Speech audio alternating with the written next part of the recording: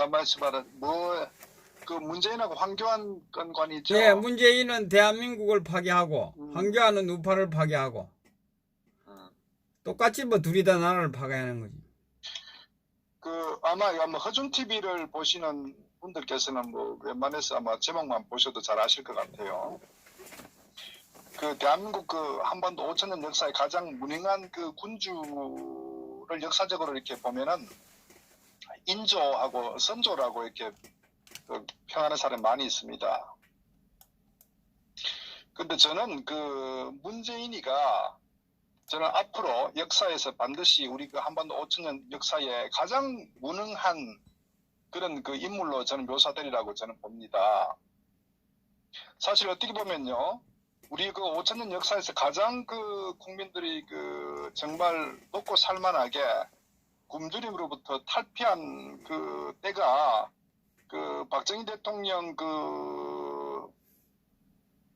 경제개발 5개년 이후에 저는 많은 분들이 아마 평가할 것 같아요. 정말 어떤 배고픔으로부터 어떤 탈출했던. 그런데 그렇게 우리가 이제 우파 정권 수립 후에 한 70년간 눈부신 성장을 해왔단 말이에요. 그런데 그 성장에 정말 어떤 그런 소중한 이 자산을 이 문재인이가 2년 반 만에 이 경제는 물론이고 외교 부분부터 저는 철저하게 망가뜨린 그런 인물이다. 이렇게 저는 평가를 하고 있고. 예. 사실은 이제 그런 부분에 있어서 보면은 외교 같은 경우도 보면은 지금 현재 우리가 이제 문재인이가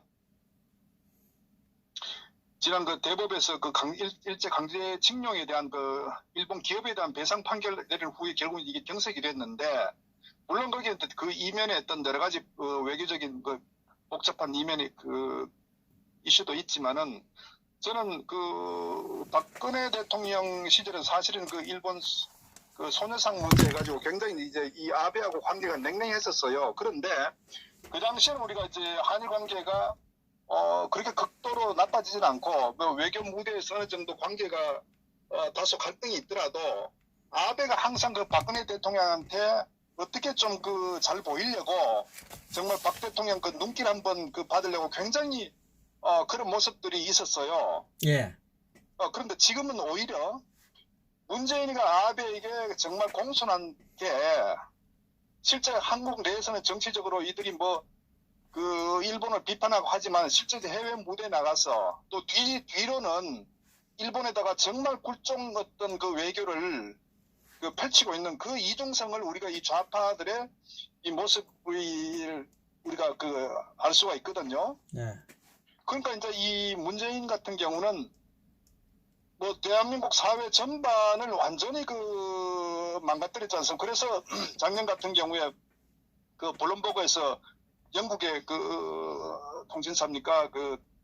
국가가 자살하는 그런 사례는 없었다고. 그만큼 이 외국에서 바라볼 때 대한민국이 굉장히 높이 평가를 했었거든요. 특히 외교 무대 같은 경우도 경제 성장에 대한 것은 전 세계가 예. 정말 경이롭게 우리 대한민국을 평가했단 말이에요. 예. 특히 삼성이나 현대, 과거에 어떤 대우 그부터 해가지고 해외 무대에 나가서 많은 대한민국 기업들이 국위 선양하고 어떤 대한민국 위상을 높였었고, 실질적으로 자동 반도체부터 해가 휴대폰부터 해서 대한민국은 정말 모든 국가들이 신흥국가들이 부러워했다고요. 그래서 예.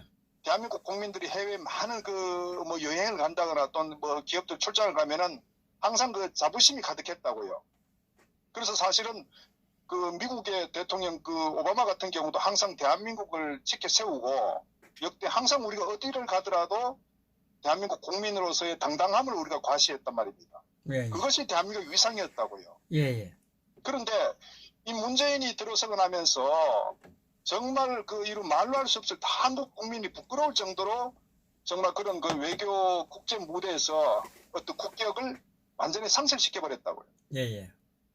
그러니까 이런 대한민국의 어떤 위상을 추락시킨 그 인물이 문재인이란 말이에요. 그러니까 예, 예. 실제 어떤 외교 국제 무대에 있어서도 어떤 대한민국의 국격을 상실했을 뿐만 아니라 실질적으로 사실 또 국민들에게 가장 다가오는 경제 문제 아닙니까? 근데 경제 문제가 아마 거시 경제 지표 같은 경우도 우리는 항상 세계 경제 성장률보다도 한참 높았었고, 물론 최근에 와서는 이제 대한민국 경제 성장률이 많이 둔화된 경우도 있지만, 그럼에도 불구하고 상당 부분 세계 경제 성장률 평균치 정도는 우리가 상당히 근사치에 따라가도록 했는데, 실제 이제 문재인 좌파 정권에 들어서면서 이 세계 경제 성장률보다도 거의 1% 정도 떨어질 정도로, 아마 금년도는 2%도 아마 달성하기 어려울 정도로, 이거는 거의 마이너스 성장에 가까울 정도로 매우 지금 심각한 상태인데, 이 부분이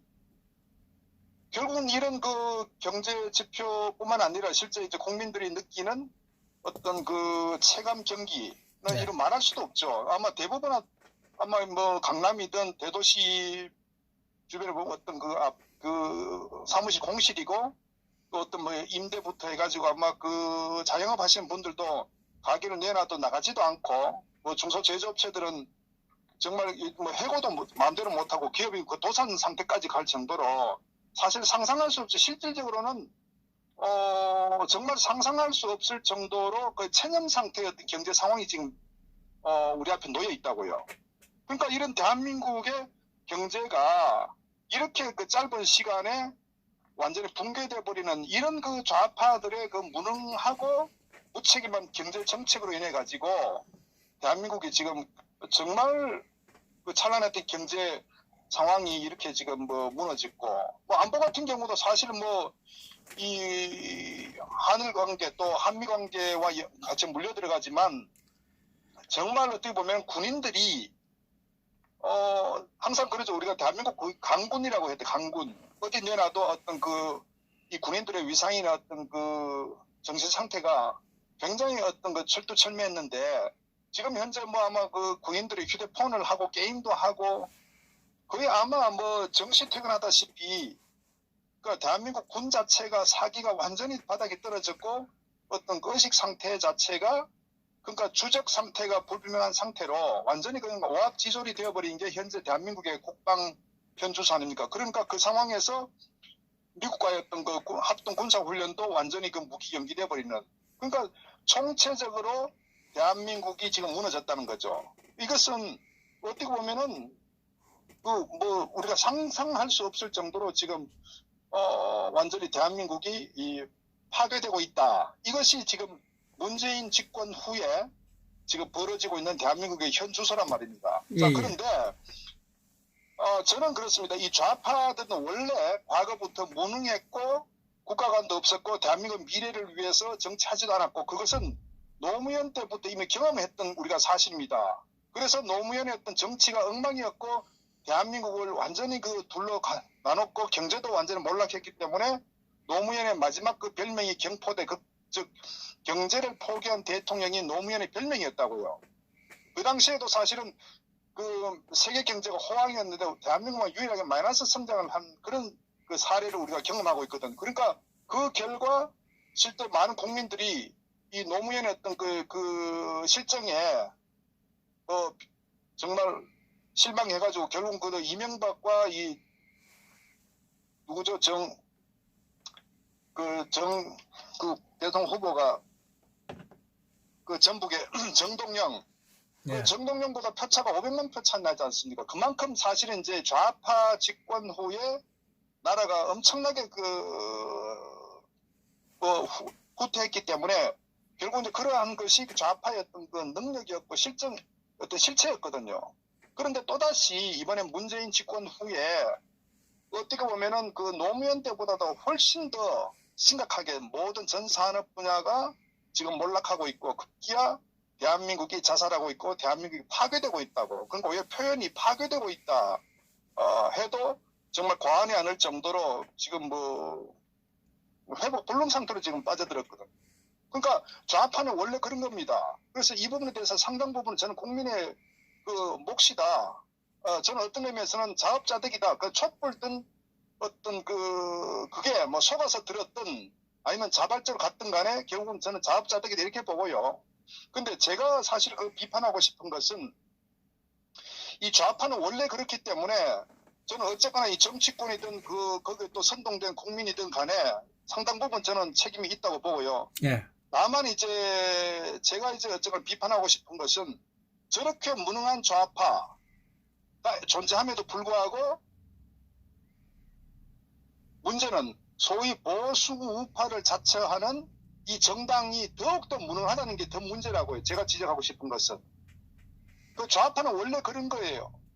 그런데 그 좌파를 그대로 방치하다시피 하는 소위 그 보수 우파 정당 또 그 보수 우파 정당의 지지 대표로 가는 황교안 대표의 어떤 그 행태 또 행적을 봤을 때 정말 어떤 대한민국이 암울하다. 이것이 제가 정말 비판하지 않을 수 없는 저는 그런 그 상황이라고 말씀드리고 싶은 거예요.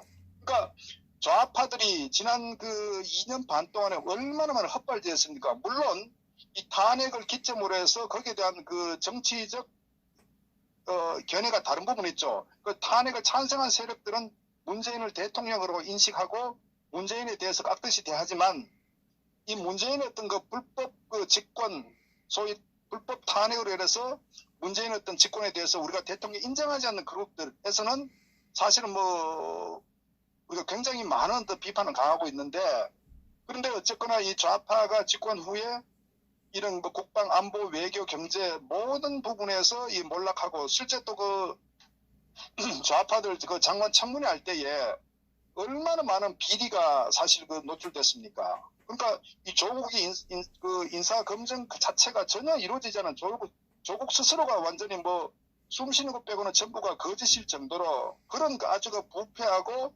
무능하고 몰지각한 그런 어떤 인격을 가진 인물이 이제 그 민정수석하면서 또 그 자신이 어떤 인사 어떤 그 검증하지도 않는 이런 인물들이 결국 이제 청문회 과정에서도 정말 너무나 많은 어떤 그런 그 불법과 비리와 정말 어떻게 보면은 뭐 일반 국민들이 상상할 수 없을 정도의 그런 그 비리의 온상이었고 그런 인물들이 거의 일방적으로 다 장관으로 내정됐고 다 지금 뭐 수행하고 있지 않습니까? 예. 제대로 된 그 인물 정말 깨끗한 인물, 능력인 인물, 좌파 이 장관 중에 한 명이라도 있는지 우리가 한번 상기시켜 보자고요. 있는지 과연. 자, 그런데 저는 이런 인물들에 대해서 만약에 과거에 어떤 우파 정권에서 이런 인물 같았으면요. 좌파들이 어떻게 나왔겠습니까? 나라 뒤집어졌지. 전면 보이콧 했다고요. 전면 보이콧. 네. 그러니까 이게 국방이든 안보든 외교든 경제든 어떤 사회 전 분야에 대해서 이렇게 수없이 많은 어떤 그 문제점들이 정말 어떤 그 드러나고 있음에도 불구하고 소위 보수 우파 정당이라는 자유한국당의 어떤 그 대처하는 상황을 봤을 때 상상을 초월한단 말이에요. 그러니까 이건 정당이 아니단 말이에요. 우리가 역설적으로 과거에 이명박 그 집권 시였던 광우병 파동, 소고기 파동 이 사건 같은 경우 보면은 거짓으로 선동해가지고 MBC PD 수첩에서 광우병을 속이고 온갖 거짓을 해갖고 그렇게 정권을 완전히 흔들어 놓던 그게 좌파였단 말이에요. 예. 실제와 다름에도 불구하고 그렇게 했는데 그 다음에 세월호 사건 같은 경우도 사실 어떻게 보면은 단순하게 어떤 그 정말 어떤 뭐 해상 교통사고죠. 뭐 냉정하게 따지면은 많은 사건 사고가 있지만은 그런데 그것을 완전히 정권을 전복할 정도로 좌파들은 시청에다 광화문에다가 텐트를 치고 천막 치고 단식하고 거기에서 온갖 그 어떤 쇼를 했지 않습니까? 예.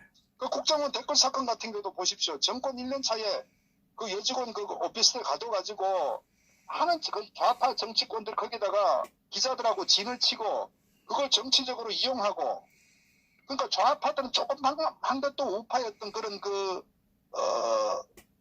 흠이 보이면은 그거를 엄청나게 수천 배, 수백 배 그냥 확대해가지고 재생산해가지고 정권을 뒤흔드는 그것이 좌파였단 말이에요. 예. 그런데 지금 보세요.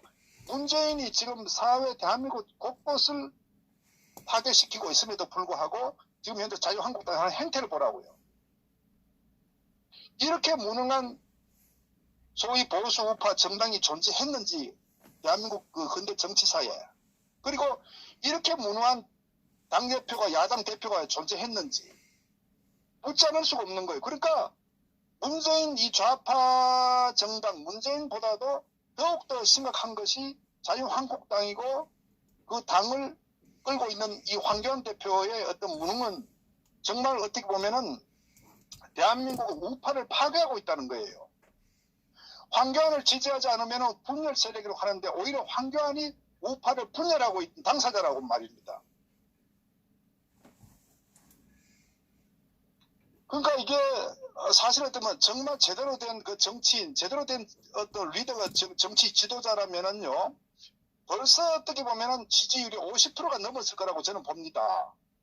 맞습니다. 예. 오죽하면은 지금 현재 아마 오늘도 보니까 그 이낙연 총리하고 황교안 씨하고 이렇게 보니까 거의 더블 스코어의 어떤 지지율이 형성되어 있더라고요.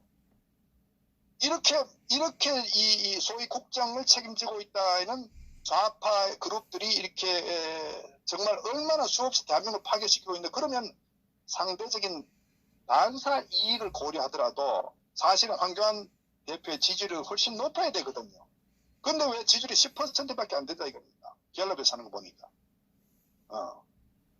그러니까 이것은 바로 황교안 씨에 대한 어떤 평가 자체가 일반 국민들 사이에 이미 저는 냉정하게 내려졌다, 저는 이렇게 보는 거예요. 그리고 사실 황교안 씨가 지난 그 당내 경선 그 전당대회 이후에 뭐 컨벤션 효과도 있다고 했지만 실제로 보면 그 이후에 보면은 황교안 대표의 지지율 개인적 20% 넘은 적이 있습니까? 없잖아요. 그러니까 그만큼 언론의 스포트를 받으면서도 이 정도 같으면요, 웬만해서 아무나 그냥 갖다 당대표 시켜도 황교안 씨보다도 저는 지지율이 더 높을 거다 이렇게 보는 겁니다. 그만큼 황교안에 대한 능력 검증 평가는 끝이 났다, 저는 이렇게 보는 거예요. 조원진 대표 했으면 60% 갔을 거예요. 그러니까 지금 결국은 제가 드리고 싶은 말씀은 문재인도 심각하지만 저는 그것보다 더 심각한 황교안이다. 왜? 이런 좌파 세력이 나라를 지금 완전히 괴멸시키고 있음에도 불구하고 그게 하나 대안 세력으로 국민들에게 인식되지 못하고 있다는 것. 이것이 바로 황교안의 실체고 이 자한당의 정말 현 주소거든요. 그러니까 결국 어떤 의미에서는 황교안이 왜 정치를 하는지, 본인이 정말 정치를 왜 하는지를 가슴에 손을 얹어봐야 된다고요. 그리고 과연 자신이 보수 우파를 대변할 수 있는 그런 인물이 적합한지, 정말 대한민국을 회복시킬 정말 위기에서 구해낼 어떤 역량이 되는지. 지금 최근도 보면 그렇지 않습니까? 당장 자신이 당대표이면서도 불구하고 김무성의 아바타라고 많은 분들이 그렇게 지적을 하지 않습니까? 왜? 실제 당대표로서 자기 어떤 역량을 발휘하지도 못하고 소신을 피지도 못하고 그렇다는 능력도 없고, 이것이 지금 자한당의 현 주소고 황교안의 지금 현재 실체란 말입니다. 우리가 탄핵에 대해서 찬성에 반대인데 그 다음 얘기라고요. 우선은 자신의 능력이라는 측면 봤을 때 지금 우파를 완전히 지금 괴멸시키고 있는 인물이 황교안이다, 저는 이렇게 보는 거예요. 정말 자기가 우파의 리더고 정치를 정말 국민을 위해서 국가를 위해서 한다면은 당내에서 자기 소신과 목소리를 내가지고 그 문제가 있으면 정리를 시켜야 된다고요. 어떻게 보면은 그래서 그저께 결국은 유승민하고 함께 한다는 자체가 얼마나 넌센스입니까? 정치 지도자는요, 유불리를 떠나가지고 옳고 그름의 관점에서 판단하고 국가와 국민을 위해서 어떠한 자기 의사결정을 내려야 되는지를 그 지도자는 바로 그것이 매우 중요한 덕목이라고요. 그래서 어떻게 보면은 박근혜 대통령에 대해서 재조명, 재평가를 우리가 할 수밖에 없는 것이 결국은 박 대통령의 모든 어떤 그 지난 어떤 국정의 지난 4년간의 어떤 그 행적을 봤을 때, 그러니까 북한하고 어떤 그런 긴장감 조성했을 때 어떻게 했습니까? 선조치하고 비무장지대에서 사고가 터지면 우선 조치를 하라 그랬다고요. 그러니까 그렇게 강하게 나오니까 북한에서 꼬리를 내리고 내려왔지 않습니까? 그러니까 지도자라는 것은 위기 상황일 때 빛을 발하거든요. 예. 근데 황교안 같은 거 보면은 자기 어떤 그 정책 노선을 가져갔다가 좌파 언론이 막 비판하면은 꼬리를 내려버리고 자당의 의원들을 윤리위 징계해가지고 제명한다거나 당원권 정지를 한다거나 그리고 소신껏 하나 인물 영입하는 것조차도 최고위원한테 몇 마디 한다고 꼬리 내려버리고 이것이 무슨 지도자입니까? 그러니까 정말 그 대한민국을 생각하고 정말 보수 정당을 생각한다면은 많은 국민들께서는 맹목적 황교안 지지가 아니라 황교안의 능력이 정말 두드러진 능력이 하나라도 있다면은 보고 지지를 하되 황교안이 아니라고 생각하면 과감히 비판하고 교체를 시켜야 되는 거예요. 해체를 시키든지 간에. 근데 실질적으로 황교안 대표가 지금 하고 있는 정치적 행보 또 지난 2월 달에 전당대 이후에 거의 한 10개월이 지났지 않습니까? 지난 10개월간 황교안 대표가 한 결과물이 뭐가 있냐고요. 그게 정말 우파의 어떤 그 희망을 제시했다거나 또는 정말 어떤 지지를 받아가고 지지율이 만약에 40% 50% 됐다거나 뭐가 있나요? 어떤 그 보수우파 정당으로서 한 게 뭐가 있나요? 결국은 정치 정당에 기대할 게 없으니까 많은 국민들이 아스팔트 광화문에 서울역에 나와가지고 직접 나라를 구하겠다고 지금 나오지 않습니까? 원래 정치가 잘 되면요 국민들이 나갈 필요가 없는 거예요. 정치가 개판이 되니까 그러니까 우파 국민들이 전부 광장으로 나오지 않습니까? 그러면 정치 세력들 더더구나 정치 지도자는 여기에 대해서 정말 반성하고 자기 스스로가 판단이 뭐 돌이켜 아니다 싶으면은 내려와야 된다고요. 그것이 국가를 위한 거라고요. 그 자리를 지키는 게 지도자가 아니라고요. 그러니까 상황이 이름에도 불구하고 황교안은 왜 대안이 없다. 이런 그 어리석은 우리가 지지를 보내면 안 된다고요. 그래서 어떻게 보면은 저는 하루라도 빨리 황교안 씨가 정치를 그만하고 자기 본래 자리로 돌아가야 된다. 이렇게 봅니다.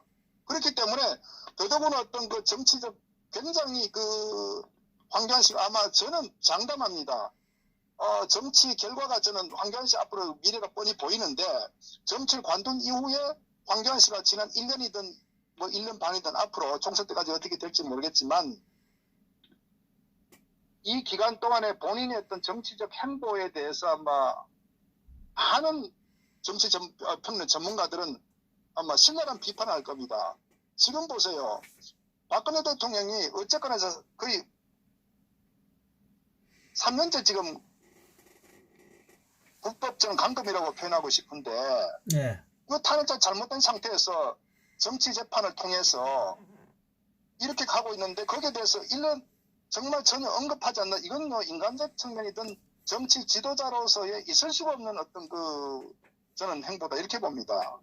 그래서 황교안 씨는 인간적 측면이든 능력적 측면이든 저는 뭐 어떤 국가에 대한 국가관이든 간에 어떤 것들 보더라도 도대체가 지도자의 어떤 그 역량이라고는 도무지 저는 그 찾아볼 수가 없다.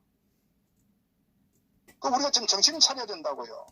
어떻게 보면 하루빨리 자유한국당을 해체하고 파괴하는 것이 오히려 그 기반하에 새로운 보수 세력이 저는 들어서는 것이 정말 문재인을 빨리 끌어내리는 저는 지름길이다 이렇게 봅니다. 맞습니다. 지금 현재 그 유승민 같은 경우도 그렇지 않습니까? 지금 오늘도 보니까 손학규 씨가 유승민에 대해서 기회주의자라고 빨리 당적 정리하라고 하던데 이런 인물이라고요. 정치인이라면 최소한 비겁하지 말아야 될 거 아닙니까? 능력은 그 다음이라고 치더라고요.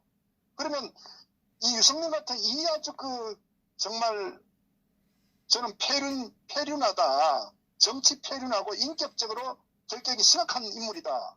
이런 인물 자체가 소위 바른미래당이라는 당 내에서도 당적 정리하지 않고 어떤 피해를 끼치는 그러니까 기회주의자고 오죽하면 손학규도 어떤 유승민을 배신자라고 하지 않습니까? 박 대통령이 비서실장 하면서 그런 정치적 으로 있을 수 없는 그런 어떤 폐륜적 행위를 한 거에 대해서 정치인들 다 알 거예요. 그 인물이 지금 유승민인데 그런 유승민과 함께 정치를 다시 하겠다. 이게 얼마나 넌센 그러니까 사기 모순이에요. 대한민국 위기에 빠졌다. 위기에 빠졌기 때문에 우리 함께 하자. 그래서 과거는 묻지 말고 함께하자. 이게 논리적으로 얼마나 모순입니까? 이 위기의 원인이 어떻게 발생됐습니까? 우리가 어떤 일을 하더라도 그 결과에는 반드시 원인이 있거든요. 예. 원인이 있기 때문에 미래로 가려면 반드시 과거에 대한 문제 원인 분석을 하고 거기에 대해서 제도적으로 고치든 반성하고 책임지고 정리하고 인적 쇄신하고 그 기반 하에서 새로운 정치를 해야 될 거 아닙니까? 근데 좀 황교안 씨 하는 행태를 보세요. 그래서 저는 황교안 씨는 정치에서는 절대 안 되는 인물이다. 그 황교안 씨가 하루라도 더 오래 자유한국당의 대표로 있는 한 저는 우파는 점점 회복하기 어려운 상태로 빠진다. 이미 황교안 씨가 유승민하고 함께 한다는 이 선언 자체가 저는 이미 대한민국 우파는 이제 돌이킬 수 없는 그런 파고의 상태로 접어들었다. 저는 이렇게 봅니다. 그래서 이제는 우리 그 국민들 시민사회 이 세력들은 이 자한당에 대해서 어떤 그 비판과 어떤 그 창조적 저는 어떤 파괴, 해체 저는 그것이 매우 필요하다고 보는 거예요. 그래서 아마 뭐 이 유승민의 인물이라는 거에 대해서도 하루라도 빨리 정치계에서 퇴출시키고 어떤 이 탄핵에 대해서 정치적 책임, 더 나아가서는 어떤 그 뭐 사법적 책임까지도 물려가지고 두 번 다시 대한민국의 이런 그 폐륜적 행위를 통해서 대한민국이 이 무너지는 이런 그 저는 우를 두 번 다시 범하지 않도록 어떤 강력한 저는 조치가 필요하다. 그래서 많은 국민들께서도 이 부분에 대해서 좀 이제는 냉정히 이 인물들의 실체에 대해서 능력에 대해서 우리가 냉정히 저는 좀 평가 판단하고 어떤 하나의 대안을 우리가 가져가야 된다. 저는 그렇게 봅니다. 예. 참 답답합니다. 그죠? 뭐 실망을 많이 할 것 같아요. 보수파 국민들이. 그러니까 이제는 그런 것 같아요. 뭐 자유한국당 아니면은 우리가 문제는 어떻게 끌어내렸나 천만에는요. 사실 자유한국당에 많은 기회가 주어졌습니다. 사실 그 홍준표 대선 이후에 이미 2년 반이라는 시간이 흘렀잖아요. 네. 그래서 지금 실제 나경원이 같은 경우도 보면요. 얼마나 많은 어떤 그 시행착오, 자신들의 어떤 무능했던 거의 그 좌파에 끌려가던 이인영 원내대표에 보면은 100점100패하고 있다고요. 그러니까 뭐 정말 예산 같은 경우도 어떤 430조 예산을 내고 또 추경을 편성한다거나 470조죠.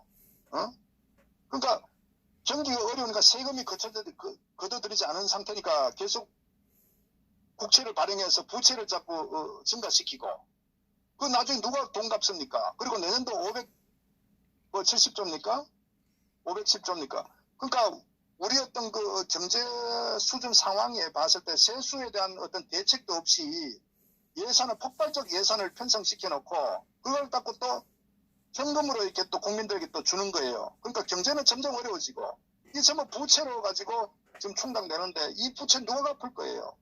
얘들은 지금 뭐 내년이 끝이 나든 2년이 끝나든 간에 그 뒤에 뒷감당 누가 할 겁니까? 그러면 이 부분에 대해서 정상적 야당이고 원내대표라 그러면은 보이콧하고 예산안 편성 보이콧해야 되는 거예요. 국회 정말 보이콧해야 된다고요. 오히려 더 보면은 이 기축 재정 예산을 짜도록 해가지고 우리 그 세수에 맞게 경제 상황에 맞게 더 공무원을 감축시키고 정말 공공기관을 전면 통폐합하든지 어떻게 보면요 사활을 걸고 어떤 그 국가 운영에 어떤 임해야 되는데 이 나경원 원내대표 같은 보면 저는 보면요 정말 저 사람 정치를 왜 하는지 정치 ABC를 모르는 것 같아요.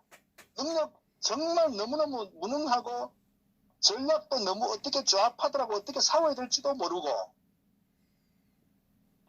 전략도 없고 대안도 제시하지 못하고 고작 한다는 게 조국 끌어내니까 그 자기끼리 허창장 그 상장 수여한다는 거 코미디도 이런 코미디가 없잖아요. 저런 인물들이 어떻게 정치를 한다는 겁니까? 저런 인물들에게 우리가 다시 표를 준다? 어떻게 보면 차라리 문재인이 10년, 20년 더 하는 게 나아요, 차라리. 그러면 국민들이 감정이 더 복받치가 국민이라도 들어가서 싸우죠. 그러니까 자유한국당은 절대적으로 대한민국을 구제할 그런 정치 세력이 될 수 없다. 그리고 황교안도 나경원도 현재 그 뒤에 또 아리 틀고 있는 김무성 이 정말 어떤 그 사악한 집단들, 이런 집단들을 국민들이 기대하면요, 결국은 그 고통이 대한민국 전체에서 오게 되고 아마 그간만 수십 년간의 아마 그 부메랑이 돼서 돌아올 겁니다. 그래서 저는 하루라도 빨리 자유한국당의 어떤 그 저는 뭐 어떤 그 말씀 창조적 파괴가 저는 매우 중요하다. 그래서 정치 세력에 어떤 해체 모여하고 그 해체 모여 기준은 결국은 탄핵 세력은 전부 정치 일선에서 책임을 지고 물러나야 됩니다. 저는 탄핵 5적이라 탄핵 62적 그 전부 정계에서 은퇴시켜야 됩니다. 그리고 상당 부분 소위 친박이라는 인물들도 상당 부분 정계 은퇴를 해야 돼요. 그리고 대한민국을 다시 제 어떤 저는 건국하는 그런 마음으로 국민들이 이제 일어나서 저는 대한민국을 바로 잡아야 된다. 그렇지 않으면은 저는 정말 이 문재인의 집권의 문제가 아니다. 저는 그렇게 판단하고 있습니다. 예, 수고하셨습니다. 네, 감사합니다. 감사합니다.